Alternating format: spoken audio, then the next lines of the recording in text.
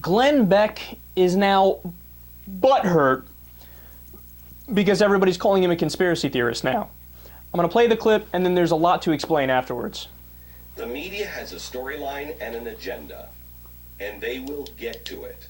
And they certainly don't want anybody to ever think that anything is ever, planned.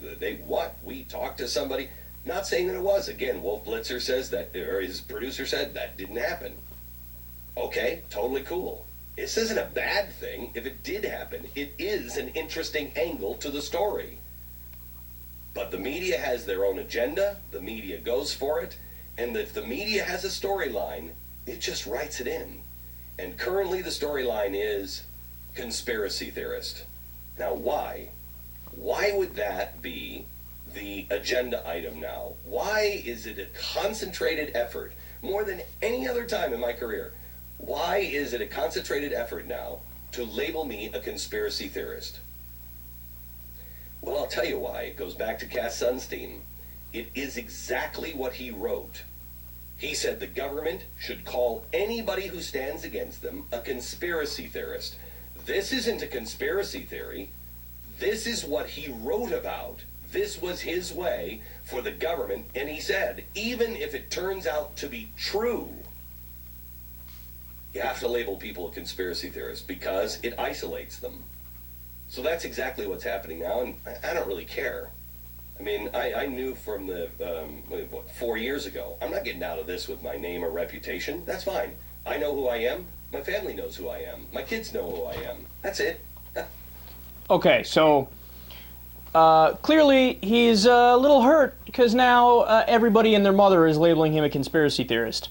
So when he started out the clip, he was talking about an interview on CNN where Wolf Blitzer, after the tornadoes in Oklahoma, Wolf Blitzer was interviewing a woman with her child, and she was an atheist, and he had said repeatedly, "Oh, do you thank the Lord? You thank the Lord, don't you, because you made it out? You thank the Lord, right?" And she, really shyly was like, no, I'm kind of an atheist. And he was like, oh, okay, all right, yeah, okay, back to you. You could tell it was super awkward. I mean, it obviously wasn't planned, because why would they even plan that? There's no reason to plan that. And it looked like the most awkward thing ever, right? So Beck came out and said the other day, yeah, they planned this on purpose. Why? I have no idea why they would even do that, but look at how Glenn Beck's mind thinks. Everything is a cover-up, and they're sneakily have a hidden agenda, which is why he thinks they planned that. So he mentioned that, and now everybody's like, that's conspiracy nonsense, right? And he's like, I'm not a conspiracy theorist. What do you mean? I'm not. And then you heard him backpedal at the beginning. Well, I wasn't saying that it was planned, but I said it was planned. Yeah, Glenn, that's what a conspiracy theory is, when you make something up and there's no goddamn evidence to back it up, right? And then he says, if the media, quote, if the media has a stereotype, they just write it in. So he's saying that about CNN, how they labeled him a conspiracy theorist, and now they're just running with that narrative. But I love that because it's the clearest example of projection I've ever seen. If the media has a stereotype, they just write it in. Now, who actually does that? Glenn Beck does that. He misconstrues everything to fit his narrative. So no matter what it is, somehow you blame Obama, and it's a secret conspiracy behind closed doors, and they're obviously against the American people, and they want to confiscate guns, and this. Everything goes back to blaming Obama in one way or the other. So it's not the media that's purposely following a narrative. They have their own problems. It's Glenn Beck who tries to misconstrue everything to fit his narrative. Clear and utter projection.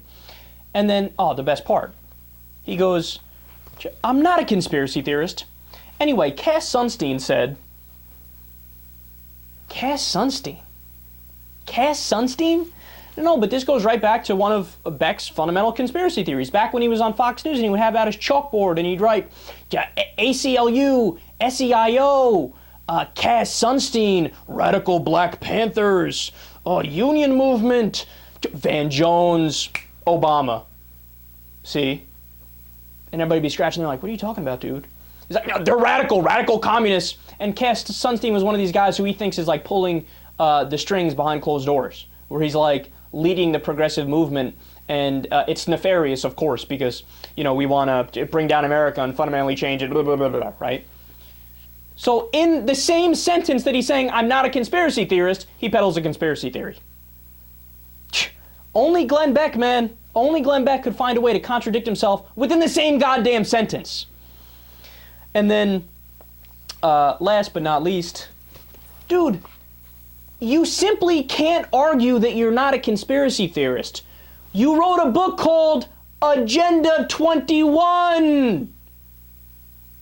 Agenda 21 is only the most blatant conspiracy theory anybody's ever heard of. Even people who believe in Agenda 21 admit it's a conspiracy theory. He always tries to have it both ways. No, I'm reasonable, I'm mainstream, what I'm saying is factual. And then of course, he'll go on side rants about how, oh, they're all out to get you, and there's Marxists and communists and infiltrating the administration, and they want to take our guns. Glenn, you can't have it both ways, man. You know what Agenda 21 is? Agenda 21 is a non-binding UN resolution. Non-binding, I stress that word. 1992 UN resolution that says we need to do sustainable development. So if we get to a point where we're basically polluting the world and expanding beyond our means, let's make it so that we don't ruin the world for the next generation. Sustainable development. You know how they misconstrued it?